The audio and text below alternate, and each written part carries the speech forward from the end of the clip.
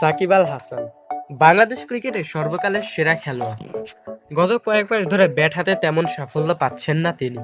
সাদা বলের ক্রিকেটে যেমন রান আসছে না, তেমনি লাল বলের ক্রিকেটেও তার ব্যাটে চলছে রান খরা। সাম্প্রতিক সময়ে বল হাতেও সাকিবের সে পুরনো ধার দেখা যাচ্ছে না। বয়স, ফিটনেস আর ফর্ম সবকিছু মিলিয়ে মনে হচ্ছে সাকিব তার দীর্ঘ আন্তর্জাতিক ক্যারিয়ারের শেষ অধ্যায়ে পৌঁছে গেছেন। আন্তর্জাতিক টি-20 থেকে অবসরের ঘোষণা দিয়েছেন সাকিব। ভারতের বিপক্ষে আসন্ন কানপুর টেস্টের আগে এক সংবাদ সম্মেলনে তিনি বলেন, আমার মনে হয় আন্তর্জাতিক টি-20তে আমি আমার শেষ ম্যাচটি খেলে ফেলেছি। এছাড়া সাদা পোশাকের ক্রিকেট থেকে সরে দাঁড়ানোর ইঙ্গিত দিয়েছেন সাকিব।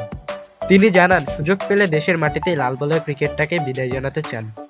দক্ষিণ আফ্রিকার বিপক্ষে আসন্ন সিরিজে মিরপুর টেস্টকে নিজের বিদায়ের মঞ্চ হিসেবে বিবেচনা করছেন তিনি। এ বিষয়ে সাকিব বলেন, মিরপুর টেস্টে খেলতে পারলে সেটি হবে আমার শেষ টেস্ট। যদিও টেস্ট ও টি-20 থেকে অবসরের ঘোষণা দিয়েছেন, তবে সাকিব ওয়ানডে ক্রিকেট চালিয়ে যাবেন। গুঞ্জন রয়েছে আসন্ন চ্যাম্পিয়ন্স ট্রফি খেলে 3 ফরম্যাট থেকেই বিদায় নেবেন তিনি। তবে সেই সময় পর্যন্ত তাকে শুধুমাত্র ওয়ানডে ক্রিকেটেই দেখা যাবে। তবে নিয়মিত পাওয়া যাবে কিনা তা নিয়ে কিছুটা শঙ্কা রয়েছে।